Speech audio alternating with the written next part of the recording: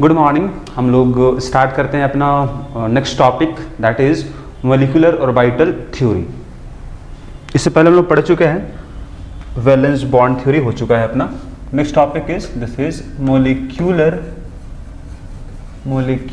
Orbital theory. Molecular orbital theory. अब इस theory को पढ़ने से पहले हमको जानना होगा कि वैलेंस बॉन्ड थ्योरी में क्या लिमिटेशंस था। ठीक है, सबसे पहले हम बात करने वाले हैं लिमिटेशन पहले हम बात करने वाले हैं लिमिटेशन, है ना, limitations of valence bond theory.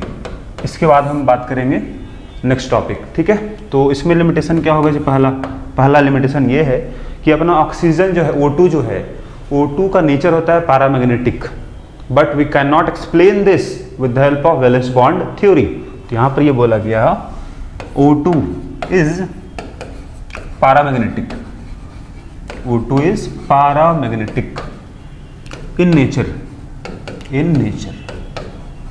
but we can't explain with the help of valence bond theory. सबसे पहला बात यहां आता है, what is the meaning of paramagnetic? इसका मतलब क्या होता है? तो सबसे पहले हम जानेंगे पैरामैग्नेटिक क्या होता है, फिर हम आगे बढ़ेंगे। तो यहाँ बगल में बता रहे हैं आपको पैरामैग्नेटिक का मतलब क्या होता है। देखो, अगर कहीं बोला गया कि सब्सटेंस पैरामैग्नेटिक है, इसका मतलब ये है कि वो सब्सटेंस जो है that is weakly attracted by magnetic field, या मैग्नेट बोलो आप, है ना। क्या बोलोगे आप? What is paramagnetic substance?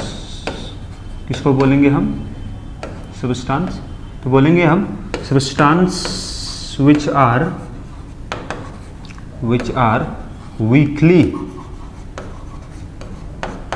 Attracted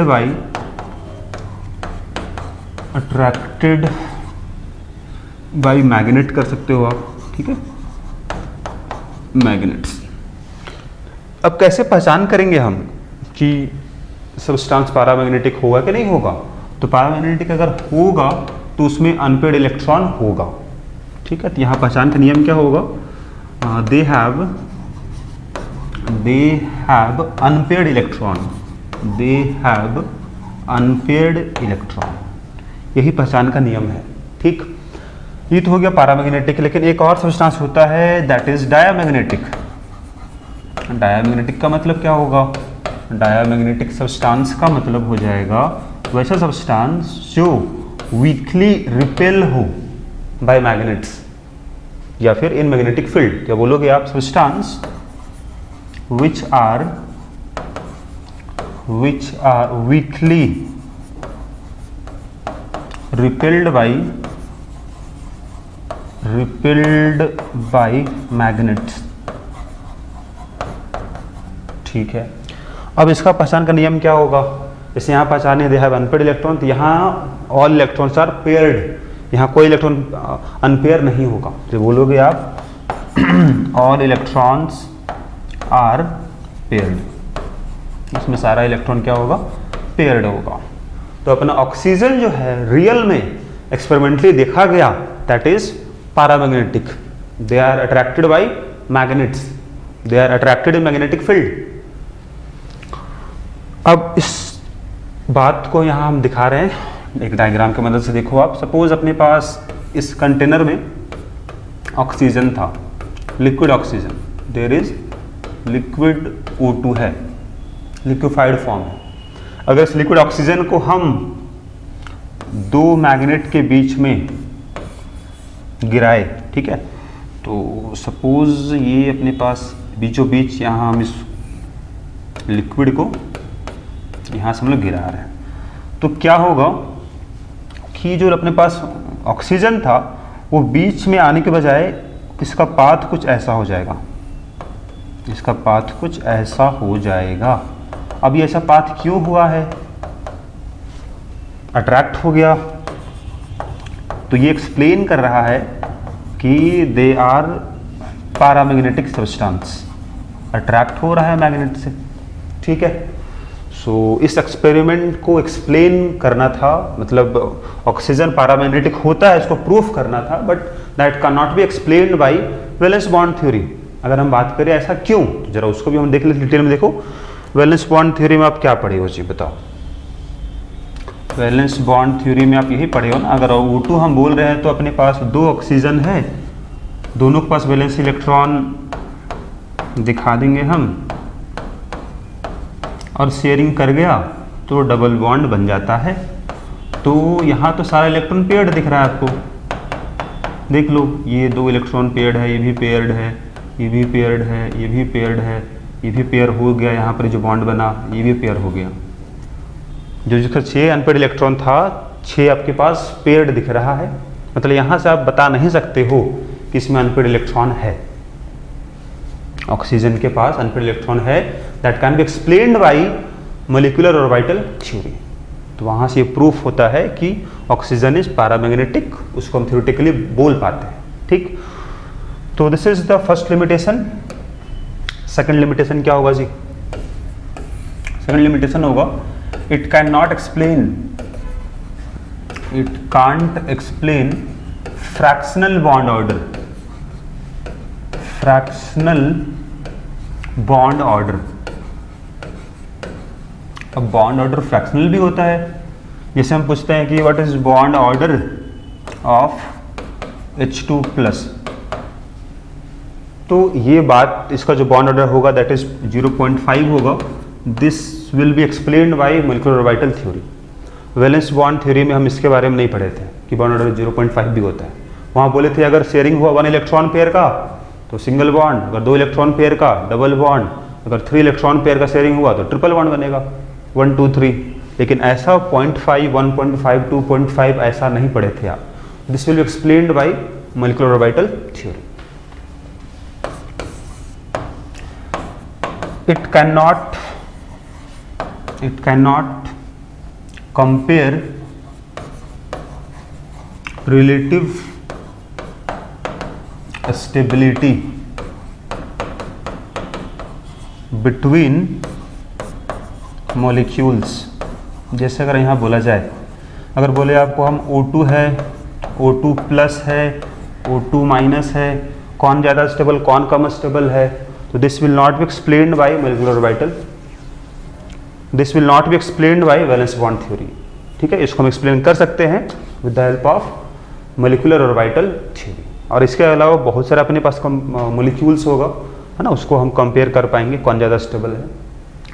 okay, तो हम आते हैं अपना next topic that is molecular orbital theory. इसमें कुछ मेन पॉइंट्स है, अपना एक नया थ्योरी पढ़ने जा रहे हो, इसका जो मेन पॉइंट्स होगा उसको हमको पहले ध्यान देना होगा, फिर हम इसका यूज़ करके हम बता पाएंगे बॉन्ड ऑर्डर क्या होगा, कौन ज़्यादा स्टेबल होगा, कौन पैरामैग्नेटिक होगा, कौन डायमैग्नेटिक होगा, ये सब हम बता पाते हैं, ठीक।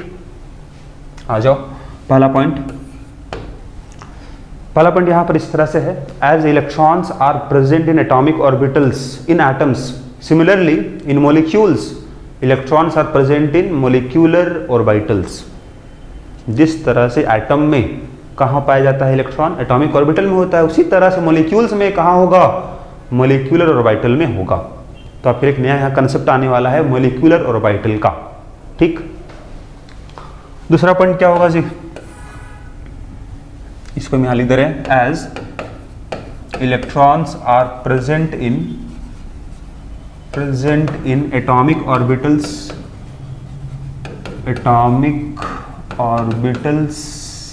in atoms, similarly यहाँ बोला गया in molecules, similarly in molecules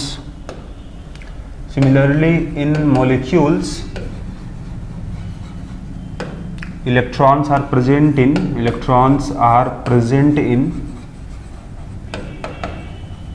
molecular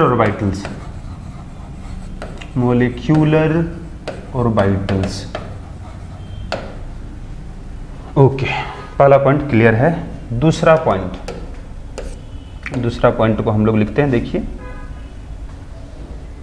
दूसरा पॉइंट यहाँ बोला गया कि जब एटॉमिक ऑर्बिटल कंबाइन होगा तो बनेगा मॉलिक्यूलर ऑर्बिटल। अगर दो कंबाइन हुआ तो दो बनेगा, ठीक, मतलब दो अगर एटॉमिक ऑर्बिटल कंबाइन हुआ तो दो बनेगा मॉलिक्यूलर ऑर्बिटल, ठीक। तो यहाँ बोलोगे atomic orbitals combine, atomic orbitals combine,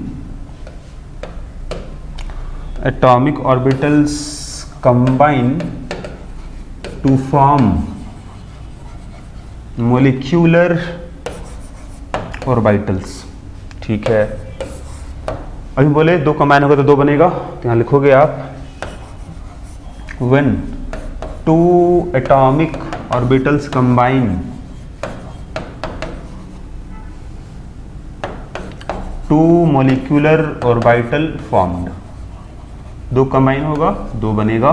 अब उसका नेम क्या होगा जी, तो एक का नाम हो जाएगा बॉन्डिंग मॉलिक्यूलर ऑर्बिटल, शॉर्ट में लिखेंगे इसको हम BMO।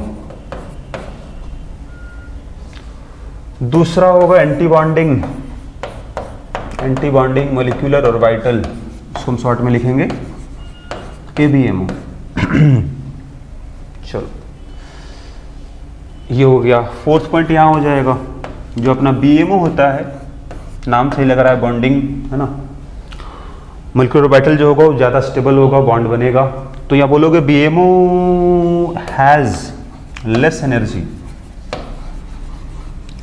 Less energy and more stability, more stability than atomic orbitals, ठीक है। जिससे बना हुआ है उससे इसका एनर्जी कम हो जाएगा, मतलब ज़्यादा स्टेबल हो जाएगा, तभी तो बॉन्ड बन रहा है जी, बॉन्ड बनाएगा। फिर क्या है अपने पास ABMO, ABMO has more energy, anti bonding है, ध्यान रखना आपको, एंटी बॉन्डिंग है, has more energy and less stability, less stability, हम पहले ही बता चुके हैं आपको, कहीं अगर ज़्यादा एनर्जी है तो कम स्टेबल होगा, कम एनर्जी ज़्यादा स्टेबल होगा, ठीक। ABMO has more energy and less stability than atomic orbitals. Next point, ठीक है। अब यहाँ पर बात ये होगा कि जैसे हम बताए थे कि एटम्स में इलेक्ट्रॉन का कौन से ऑर्बिटल में होगा उसको हम डिस्ट्रीब्यूट करते हैं, इलेक्ट्रॉनिक कन्फिग्रेशन करते हैं, उसी तरह से मॉलिक्यूल्स में भी होगा। और यहाँ भी फॉलो किया जाएगा अफबाउ रूल को, पॉली एक्सक्लूजन प्रिंसिपल को, हुंड्स रूल को। लिख लोगे आप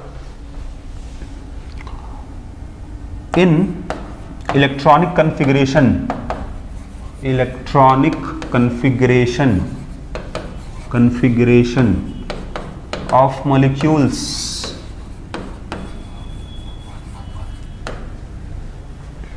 अफबाउ पॉली एक्सक्लूजन है ना, Pauli exclusion and Hund's rule, Hund's rule है ना, आर फॉलोड, उसको फॉलो किया जाता है। बट यहाँ पर एक प्रॉब्लम ये अपने पास है कि एटॉमिक ऑर्बिटल वाले केस में अपने पास N+L रूल था, जिसका मदद से हम किसका एनर्जी कम किसका ज़्यादा एनर्जी हो हम निकालते थे। लेकिन यहाँ पर ऐसा कुछ रूल नहीं है, तो यहाँ एक्सपेरिमेंट से निकाला जाएगा इलेक्ट्रॉनिक कन्फिग्रेशन को। इस पॉइंट को लिख लोगे आप, नोट करके लिखोगे इस पॉइंट को आप, लिखोगे आप there is no N+L rule, so electronic configuration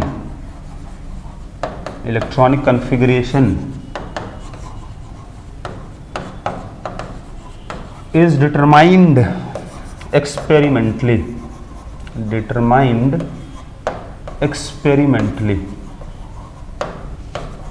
मतलब किसका एनर्जी ज़्यादा किसका एनर्जी कम है वो हम एक्सपेरिमेंट से पता करते हैं। तो डिटरमाइंड एक्सपेरिमेंटली, ठीक है। चलो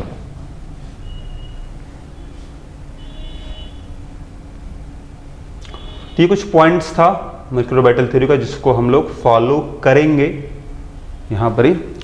अब इसके बाद कुछ और हम डिटेल में आते हैं आपका बीएमओ के बारे में। बीएमओ क्या था? ये था अपना बॉन्डिंग मॉलिक्यूलर ऑर्बिटल था। तो अब ये जो है ये कैसे बनता है? तो it is formed by constructive interference, constructive interference. अब what is the meaning of interference? इसको अभी हम बताने वाले हैं थोड़ी देर में। What is the meaning of interference? दूसरा पॉइंट क्या होगा इसमें, देखो जो हम बता चुके हैं, it has less energy, and more stability. It has less energy and more stability compare to atomic orbital, जिससे बना हुआ है। तो अपने पास मॉलिक्यूलर ऑर्बिटल्स जो होता है, they are under influence of 2 nuclei. जैसे अब कम से कम 2 न्यूक्लियाई तो होगा ही। अगर H2 बात करते हैं, O2 बात करते हैं, तो वहाँ कम से कम 2 एटम है, दोनों का न्यूक्लियस होगा और उसके इन्फ्लुएंस में होगा मॉलिक्यूलर ऑर्बिटल। तो 2 न्यूक्लियस के बीच में इलेक्ट्रॉन डेंसिटी को बढ़ा देता है कंस्ट्रक्टिव इंटरफेरेंस, या फिर बोलोगे यहाँ ज़्यादा होगा electron density between 2 nuclei. 2 plus charge जो न्यूक्लियाई है, न्यूक्लियस है, उसके बीच में इलेक्ट्रॉन होगा नेगेटिवली चार्ज। तो नेगेटिव चार्ज बीच वाला जो है दोनों प्लस को अपनी ओर खींच रहा होगा, तो ज़्यादा स्टेबल भी होगा। यहाँ क्या बोलोगे? There is increase in electron density between 2 nuclei. कम से कम 2 तो होगा जी, 2 के बीच में बॉन्ड बना होगा, ठीक है, मॉलिक्यूल बना होगा। यहाँ नेक्स्ट पॉइंट होगा अपना, देयर मे और मे नॉट हैव नोड। अब ये बता चुके हैं, नोड का मतलब होता है जहां पर इलेक्ट्रॉन डेंसिटी नहीं होगा, there is no electron density, उस पार्ट को बोलते हैं हम लोग है नोड। तो यहाँ नोड हो भी सकता है, नहीं भी हो सकता है। कहाँ? बीएमओ में।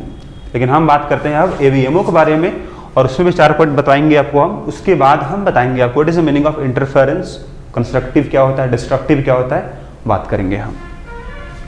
तो एक बार हम इसको भी लिख लेते हैं, यहाँ देखिए एबीएमओ के बारे में। एबीएमओ इसका फुल फॉर्म था एंटी बॉन्डिंग मॉलिक्यूलर ऑर्बिटल। तो ये कैसे बनता है? It is formed bye destructive interference, it is formed bye destructive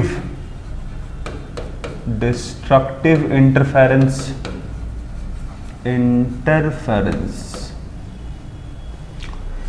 वहाँ था कंस्ट्रक्टिव, यहाँ डिस्ट्रक्टिव है। बढ़िया।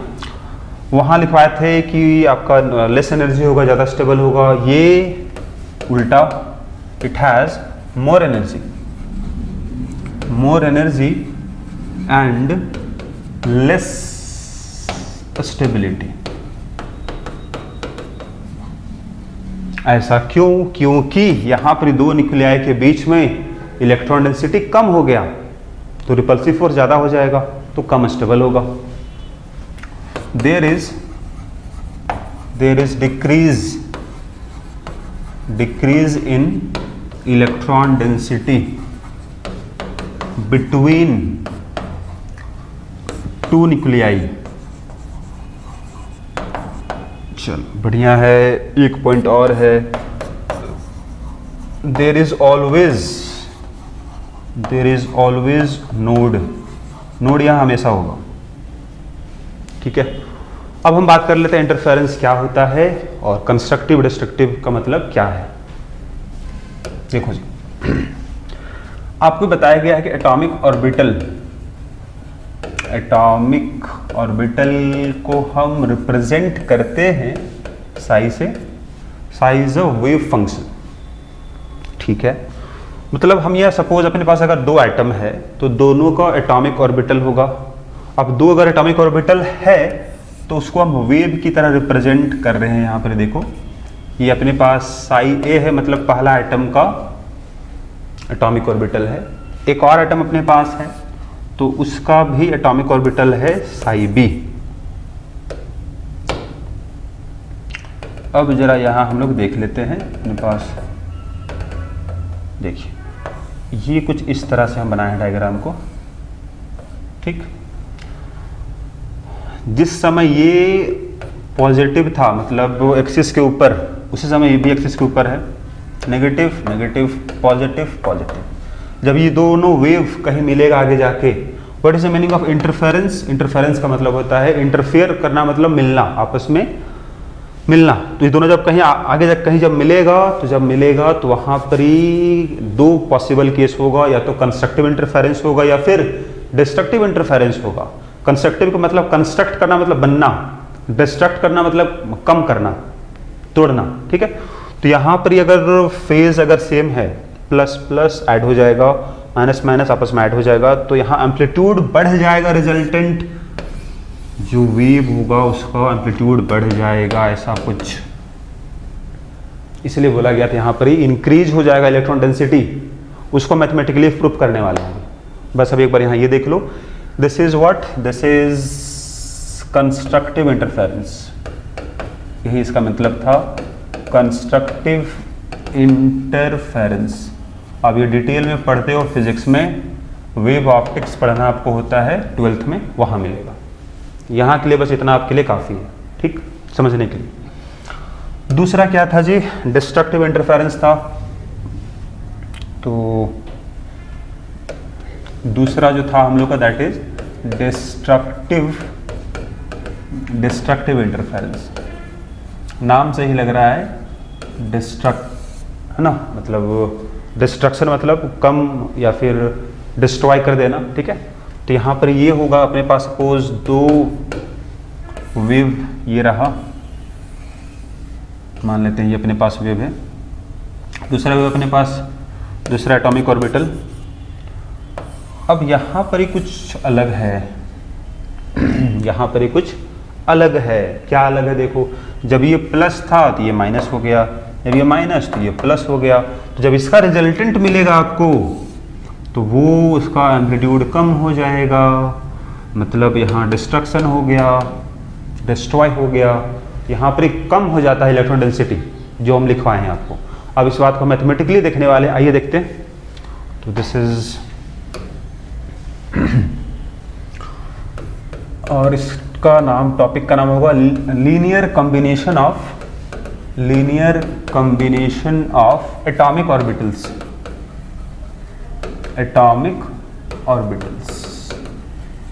चलो बढ़िया है, आगे देखते हैं। सपोज अपने पास यहाँ मान रहे हैं, let psi A and psi B are two atomic orbital, है ना, of atom A and B. दो एटम मान लिए हम, मॉलिक्यूल कम सोच रहे हैं, मतलब कम से कम दो एटम तो होगा, रिस्पेक्टिवली। चलो ओके। तो अब यहाँ पर ये है कंस्ट्रक्टिव इंटरफेरेंस का मतलब क्या हुआ? कंस्ट्रक्टिव इंटरफेरेंस जो है, दोनों का फेज सेम होगा, है ना। तो इससे बनता क्या है? इससे बनता है BMO, बॉन्डिंग मॉलिक्यूलर ऑर्बिटल बनता है। दोनों को सिंपल सा आप इसको ऐड कर दोगे। अगर हम पूछे साई स्क्वायर क्या बताता है, तो साई स्क्वायर बताता है इलेक्ट्रॉन डेंसिटी।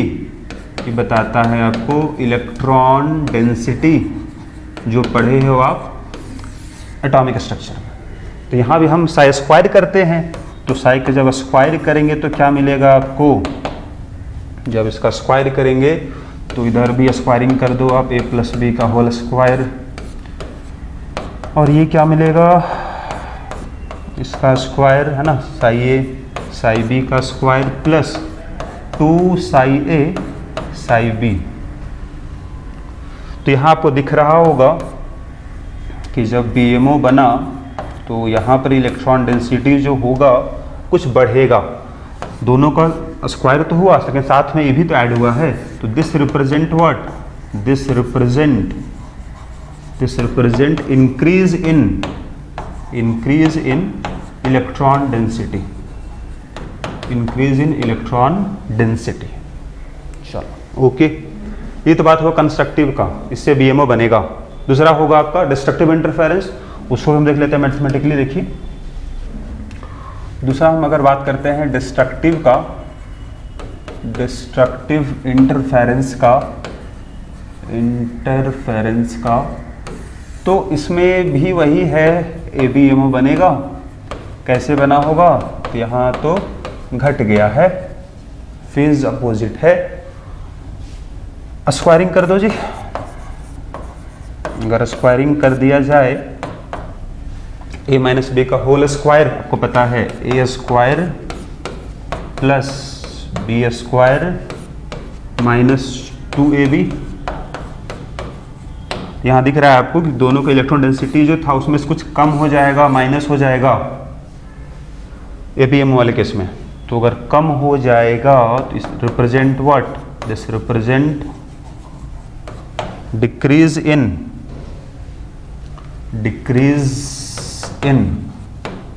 Electron density. तो जो हम बोले थे आपको आगे, इस बात को आपको मैथमेटिकली यहाँ दिखा सकते हो, ठीक है। चलो जी, तो यहाँ पर ही अब हम बात कर लेते हैं कि कंडीशन क्या होगा एटॉमिक ऑर्बिटल्स में, जो है ना कंबाइन होगा आपस में। कंडीशन है ना ऑन एटॉमिक ऑर्बिटल्स। पहला, दे शुड हैव सेम और नियरली सेम एनर्जी। क्या बोले आपको हम, दे शुड हैव सेम और नियरली सेम एनर्जी। डिफरेंस बहुत ज़्यादा नहीं होगा। जैसे अगर हम बोल रहे हैं एक एटम का 1s ऑर्बिटल, दूसरा का भी 1s ऑर्बिटल ही कंबाइन हो रहा है आपस में, ऐसा कभी नहीं होगा। बहुत यहाँ पर डिफरेंस आपको देखने को मिलेगा एनर्जी का 1s 2s के बीच में। तो ये कॉम्बिनेशन पॉसिबल नहीं है, ठीक है। हम लोग को बस इसको ध्यान देना है। पहला ये होगा जी। दूसरा क्या होगा, अब एटॉमिक ऑर्बिटल जो आपस में कंबाइन हो रहा है, they should have same symmetry about internuclear axis. यहाँ बोलोगे आप, they should have same symmetry, they should have same symmetry about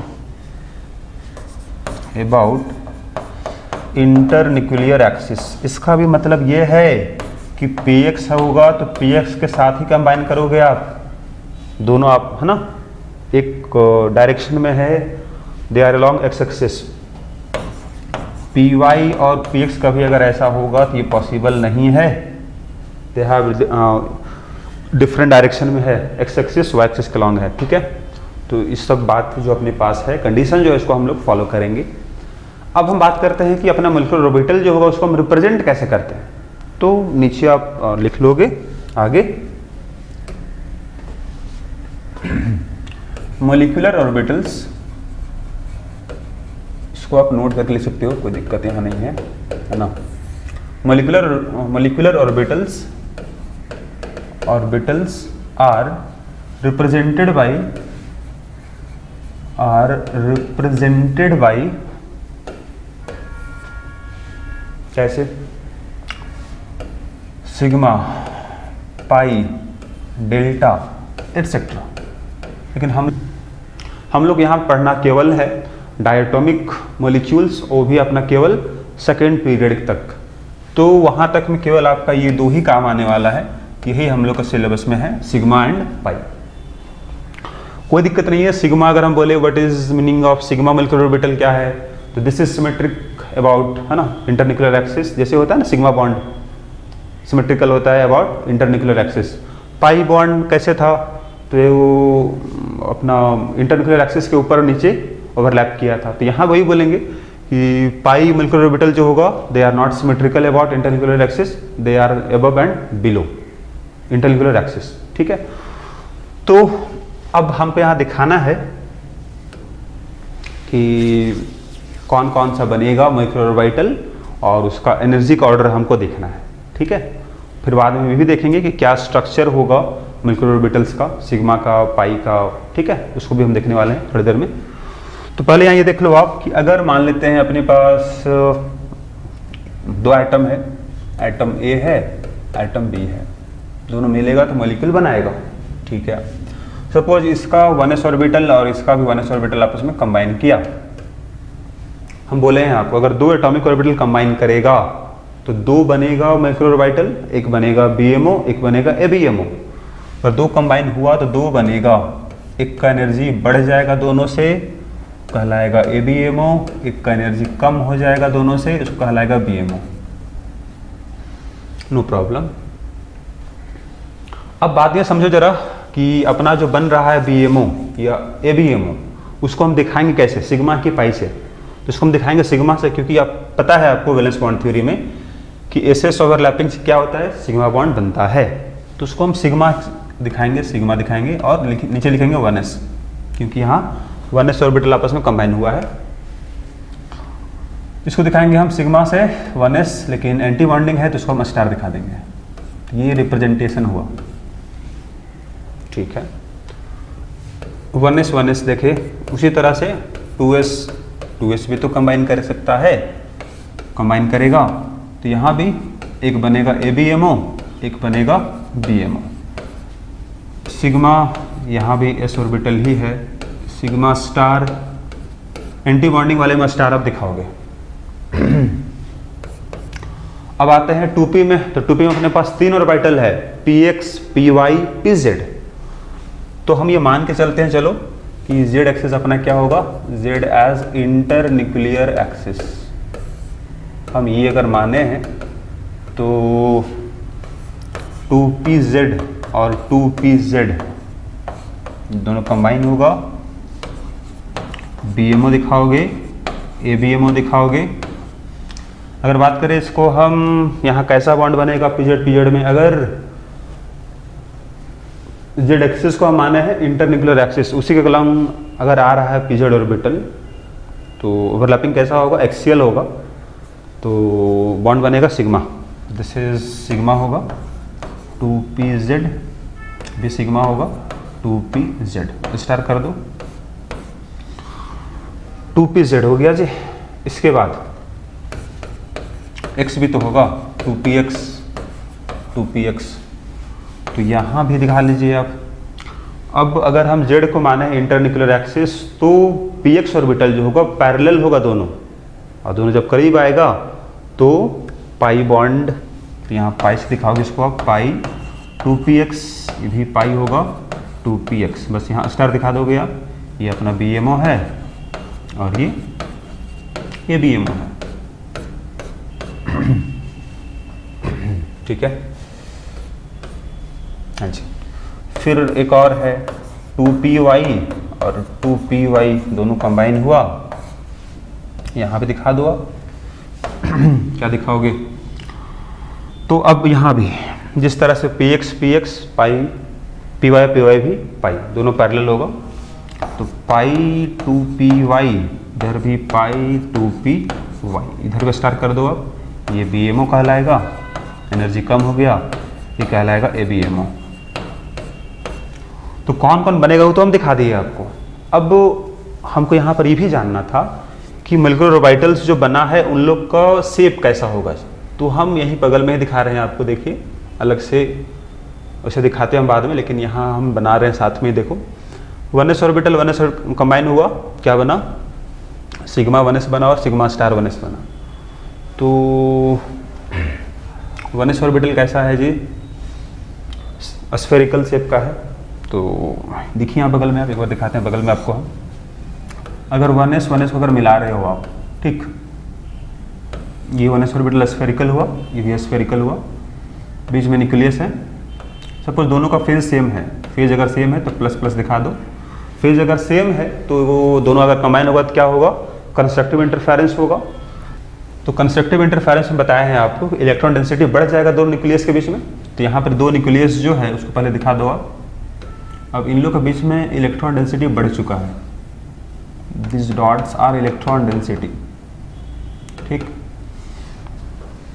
तो इसको हम ऐसे दिखाते हैं, this are nucleus, this are what, nuclei. दो न्यूक्लियस अपने पास है, दिख रहा है आपको। अगर आपको दिखा तो this one is sigma 1s, bonding है, ठीक है, BMO है जी, बॉन्डिंग मोलिकुलर ऑर्बिटल होगा।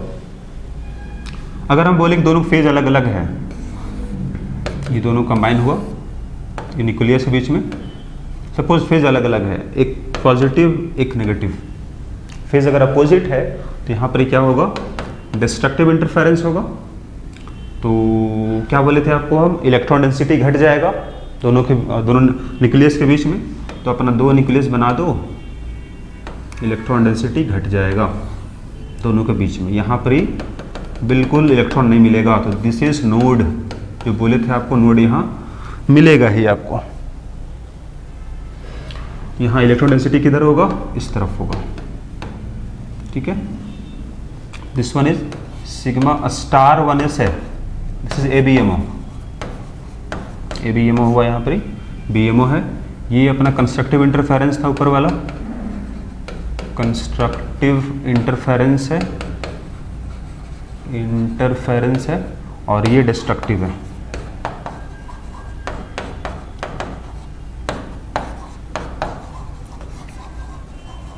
देखो सिंपल सा अपने पास है, क्या बोल रहे हैं आपको हम, यहाँ दोनों न्यूक्लियस के बीच में बढ़ गया इलेक्ट्रॉन डेंसिटी, यहाँ कम हो गया, ठीक। एंटी बॉन्डिंग को दिखाते हैं स्टार से, यहाँ स्टार नहीं होगा, खत्म। अब ये सेम इसी तरह डायग्राम किसका बनेगा, 2s सेम होगा। एक नया आपके पास क्या होगा, 2pz, मतलब pz वाला दिखा देते हैं आपको हम आगे। तो आइए देखते हैं, अगर यहाँ दिखाया आपको हम, सपोज अपने पास pz है और pz है, ठीक। तो ये अपने पास pz है और दूसरा pz सपोज ये है, दोनों का अगर सेम फेज हम मानते हैं, ये प्लस माइनस दोनों का करीब आता है, तो यहाँ पर ही सेम फेज दिख रहा है आपको प्लस। तो इस वाले केस में फेज अगर सेम है तो क्या हुआ होगा, यहाँ पर ही कंस्ट्रक्टिव इंटरफेरेंस होगा, और इस कारणवश जो अपना बनेगा मोलिकुलर ऑर्बिटल उसको बोलेंगे BMO, उसका शेप हमको बनाना है। तो इलेक्ट्रॉन डेंसिटी बढ़ गया है दोनों के बीच में, इलेक्ट्रॉन डेंसिटी बढ़ गया है दोनों न्यूक्लियस के बीच में, आपको दिख भी रहा है। ये अपने पास दो न्यूक्लियस आपके पास है, दिस आर न्यूक्लियाई। बस दोनों को ऐड कर दो जी, प्लस को ऐड करके, है ना, बढ़ा दो आप। ये अपने पास बन गया, this is sigma 2pz, BMO है, इलेक्ट्रॉन बढ़ गया दोनों के बीच में, तो दोनों न्यूक्लियस को अपने और खींच के रखेगा। यहाँ वही था, देखो बोले थे आपको हम कि ज़्यादा स्टेबल कम स्टेबल, क्योंकि यहाँ प्लस सामने आ चुका है, दोनों न्यूक्लियस के बीच में इलेक्ट्रॉन है ही नहीं, तो रिपल्सिव फोर्स काम करके ज़्यादा कम स्टेबल होगा। यहाँ दोनों न्यूक्लियस के बीच में इलेक्ट्रॉन डेंसिटी बढ़ गया है, तो इलेक्ट्रॉन डेंसिटी क्या करेगा, दोनों न्यूक्लियस को अपनी और खींचेगा, माइनस है ना इलेक्ट्रॉन, तो ज़्यादा स्टेबल होगा। आगे देखते हैं, अगर फेज अपोजिट हुआ तो क्या हो, जरा ये भी देख लो। फेज अगर अपोजिट हुआ तो क्या हुआ, सपोज ये प्लस ये माइनस, हाँ जी। तो यहाँ अगर फेज अलग अलग है तो दिस इज डिस्ट्रक्टिव इंटरफेरेंस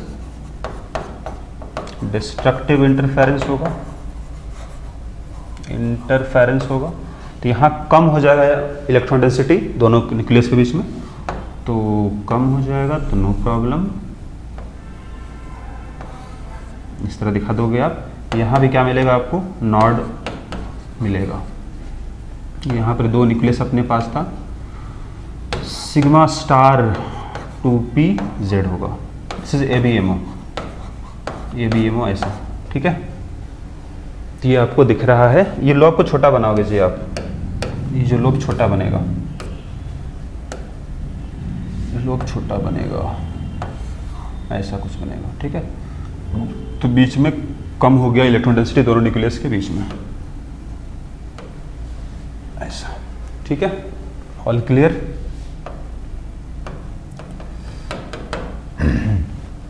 एक कौन सा रह गया, पाई वाला रह गया बस लास्ट। तो देख लो इसका डायग्राम कैसा होता है, और कोई दिक्कत है नहीं। तो पाई वाले यहाँ बगल में दिखा रहे हैं आपको, देखो। बाकी हम दिखा देंगे आपको, एनर्जी वाला काम कर देंगे यहाँ पर आपको हम। तो एनर्जी वाला काम करेंगे, लेकिन पहले हम पाई वाला दिखाते हैं आपको। सपोज 2px और 2px दोनों सपोज पैरेलल है, दोनों पैरेलल है। फेज अगर सेम है प्लस प्लस माइनस माइनस, तो कंस्ट्रक्टिव इंटरफेरेंस हुआ, कंस्ट्रक्टिव इंटरफेरेंस हुआ, इंटरफेरेंस हुआ। तो देखो क्या हुआ, यहाँ दो न्यूक्लियस है, प्लस प्लस ऐड हो जाएगा, और वो इंटरन्यूक्लियर एक्सिस जो अपने पास है उसके ऊपर है। दिस इज इंटरन्यूक्लियर एक्सिस के ऊपर है, और ये दोनों भी नीचे है। तो दोनों आपस में ऐड कर दो, तो ऐड कर दोगे तो कैसा दिखेगा, ये प्लस पार्ट हो गया, नेगेटिव पार्ट को दिखा सकते हो आप यहाँ पर ही कुछ इस तरह से। तो यहाँ इलेक्ट्रॉन डेंसिटी अपने पास क्या होगा, दोनों न्यूक्लियस जो है उसके ऊपर और नीचे होगा। तो इसको हम सिंपली दिखाते इस तरह से हैं, अपने पास दो न्यूक्लियस है, आप ऐसे दिखा दो इलेक्ट्रॉन डेंसिटी को, और ऐसे दिखा दो, ऐसे दिखाया जाता है अपने पास है। तो इसका एक बार ये भी दिखा दो जी, सिंबल पाई है और 2px है, PMO है जी। ABO में दिखा दो एक बार, यहाँ देखो फाइनली। तो अगर फेज अगर अपोजिट होगा तो 2px और 2px ही मान लेते हैं। फेज अगर अपोजिट है मतलब प्लस माइनस, और दूसरा में देखो माइनस प्लस, तो फेज यहाँ उल्टा हो गया, प्लस माइनस प्लस माइनस। तो यहाँ पर क्या हुआ है, डिस्ट्रक्टिव इंटरफेरेंस हुआ है, डिस्ट्रक्टिव इंटरफेरेंस। तो इस वाले केस में क्या होगा, दो न्यूक्लियस के बीच में इलेक्ट्रॉन डेंसिटी कम हो जाएगा, प्लस माइनस कट जाएगा, है ना, कम हो जाएगा इलेक्ट्रॉन डेंसिटी। तो उसको आप ऐसे दिखाते हो जी, ठीक है। तो यहाँ पर नॉड आपको देखने को मिलेगा, यहाँ कम हो गया इलेक्ट्रॉन डेंसिटी दोनों के बीच में। This one is pi 2px star दिखा दो, ABMO है। तो सबका डायग्राम जो है उसको हम बगल में दिखा दिए हैं आपको, ठीक है। बाकी एनर्जी वाला काम हमको करना था यहाँ पर ही, आइए देखते हैं।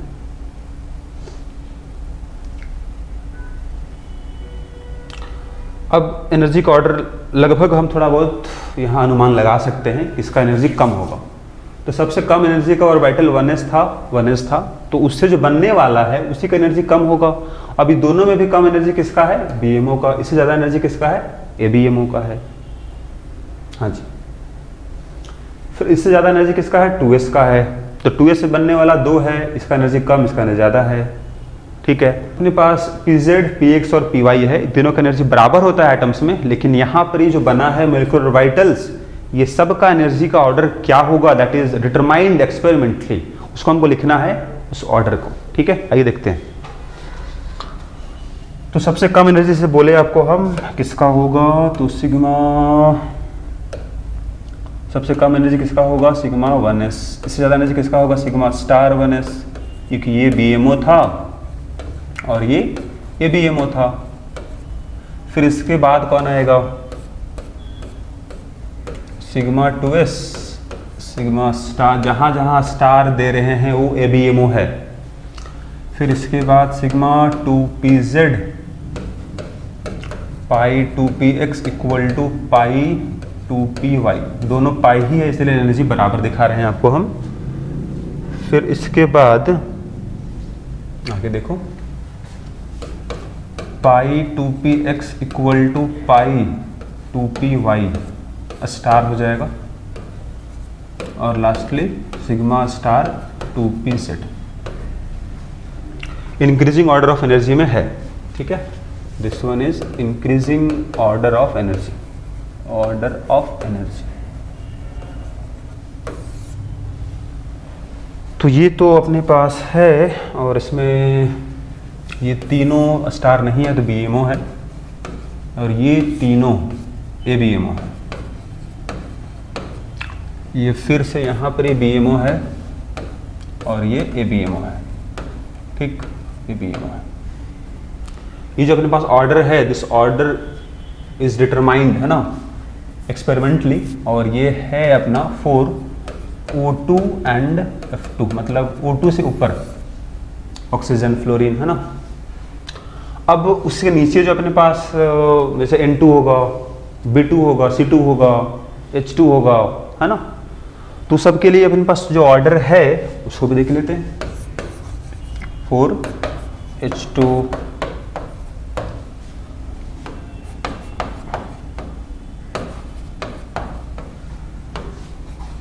B2 C2 N2, उसके नीचे वाले को लिख लेंगे, है ना।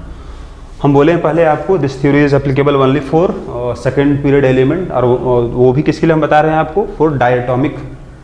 तो यहाँ पर ये डायटोमिक शब्द अपने पास बिल्कुल दिखा रहे हैं आपको हम। देखो यहाँ पर क्या ऑर्डर होगा अपने पास, बिल्कुल सेम ऑर्डर है, जहाँ पर अंतर है बस उसको हम यहाँ नोट डाउन कर देंगे। आपको अंतर एक जगह आता है,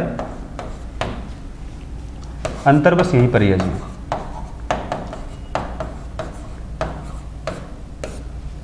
अंतर बस यहीं पर ही है, यहाँ पर ही अंतर है जी, इस वाले पार्ट में। ये बस पहले है, ये बाद में है, और बाकी सब सेम ऑर्डर है, बाकी सब सेम, और बाकी सब सेम ऑर्डर है, ठीक है। तो बाकी यहाँ कोई दिक्कत है नहीं हम लोग को।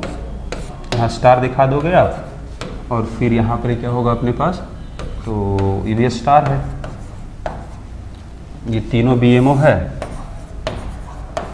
और ये तीनों ये BMO है, ठीक। बाकी इधर समझ में आ ही रहा है, पहला BMO, फिर ABMO, एनर्जी ज़्यादा होगा, फिर से BMO है, और फिर से ABMO है, ठीक। ऑर्डर हम लिख चुके हैं। अब अगर हमको लिखना होगा इलेक्ट्रॉनिक कॉन्फ़िगरेशन इस मॉलिक्यूल्स का, तो हम लिख सकते हैं यहाँ पर।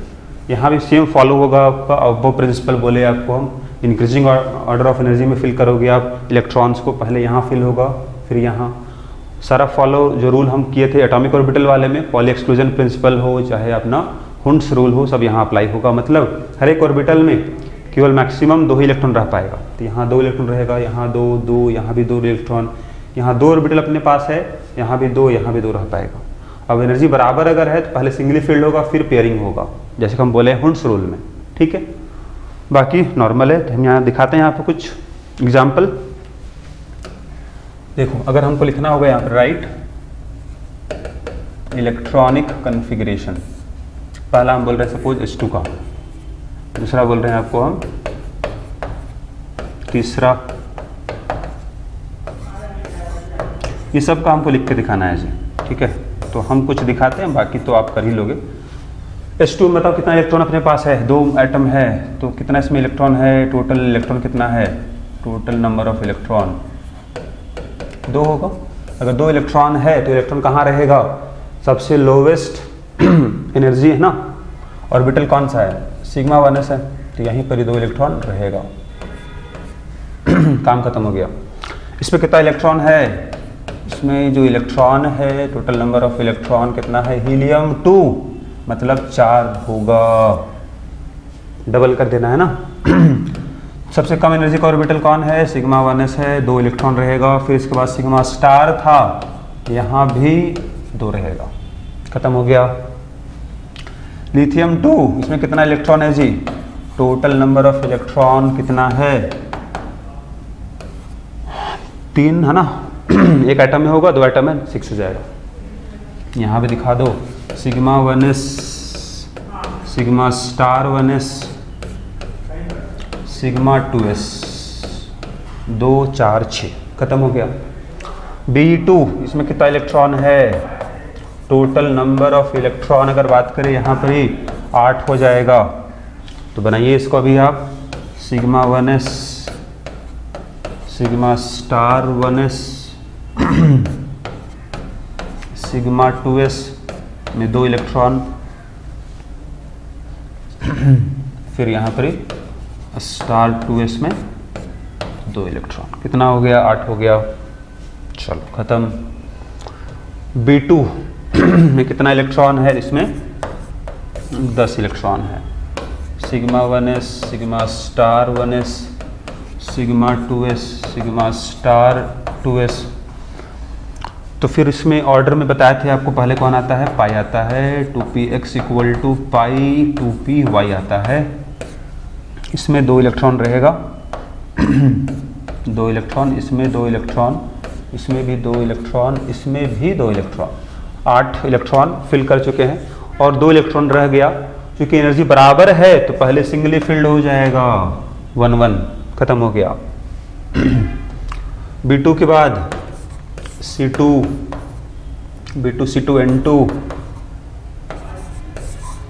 C2 में कितना इलेक्ट्रॉन है, तो इसमें 12 इलेक्ट्रॉन है। फिर से लिखिए sigma 1s, sigma star 1s, sigma 2s, sigma star 2s, pi 2px equal to pi 2py। Electron दिखाइए, इसमें 2 इलेक्ट्रॉन है, इसमें 2 इलेक्ट्रॉन रहेगा, 2 इलेक्ट्रॉन यहाँ रहेगा, 2 इलेक्ट्रॉन यहाँ रहेगा। कितना हो गया, 8 हो गया, 8 है ना, 2 10 और 2 12, खत्म हो गया। N2 इसमें कितना इलेक्ट्रॉन होगा, 14 इलेक्ट्रॉन होगा। फिर से चलिए लिखते हैं यहाँ पर हम लोग, जितना इसको एक बार आप ज़रूर शुरू में इसको लिखिएगा ताकि प्रैक्टिस हो आपको ऑर्डर का। बाकी शॉर्टकट आपको हम बताएंगे वैसे कैसे हम निकालते हैं बॉन्ड ऑर्डर शॉर्टकट की मदद से, उसमें दिक्कत नहीं आएगा आपको। अब इसमें यहाँ भी काम आ जाएगा। देखिए कितना इलेक्ट्रॉन था जी, इसमें 2 रहेगा, इसमें 2 रहेगा, यहाँ भी 2, यहाँ भी 2, यहाँ भी 2, यहाँ भी 2, कितना हो गया, 2 4 6 8 10 12 हो गया। और 2 इलेक्ट्रॉन अपने पास है तो 2 इलेक्ट्रॉन यहाँ रहेगा, कहानी खत्म। ठीक, N2 तक हो गया। अब बात करते हैं O2 का।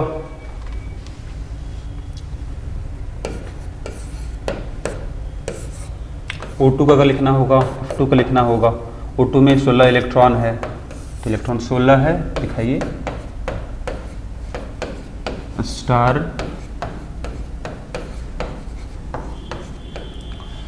अब यहाँ पर ही ऑर्डर बदलता है जो हम पहले बता चुके हैं आपको।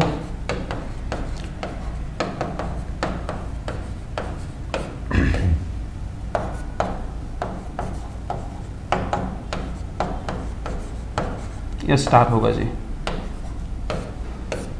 देखिए इलेक्ट्रॉन यहाँ फिल करें अब, है ना, तो इसमें 2 इलेक्ट्रॉन, इसमें 2 इलेक्ट्रॉन, इसमें 2 इलेक्ट्रॉन, इसमें भी 2 इलेक्ट्रॉन, इसमें भी 2 इलेक्ट्रॉन, कितना हो चुका है,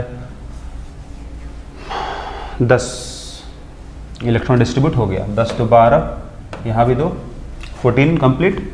अब इलेक्ट्रॉन अपने पास 2 है और यहाँ दोनों का एनर्जी बराबर है तो पहले सिंगली फिल्ड हो जाएगा, खत्म। अब मेरे पास 16 इलेक्ट्रॉन था, हम डिस्ट्रीब्यूट कर चुके हैं।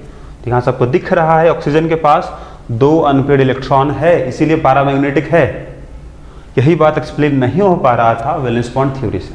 ठीक है, F2 का भी लिख लेते हैं।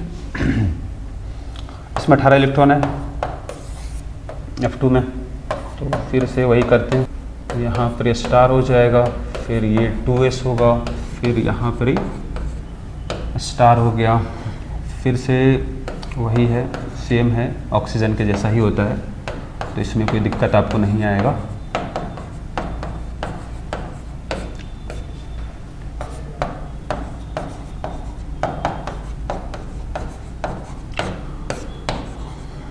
इलेक्ट्रॉन फिल करो जरा यहाँ पर।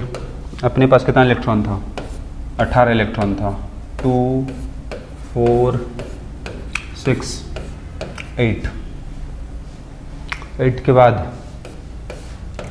10 12 14, 14 और 2 16, 16 और 2 18।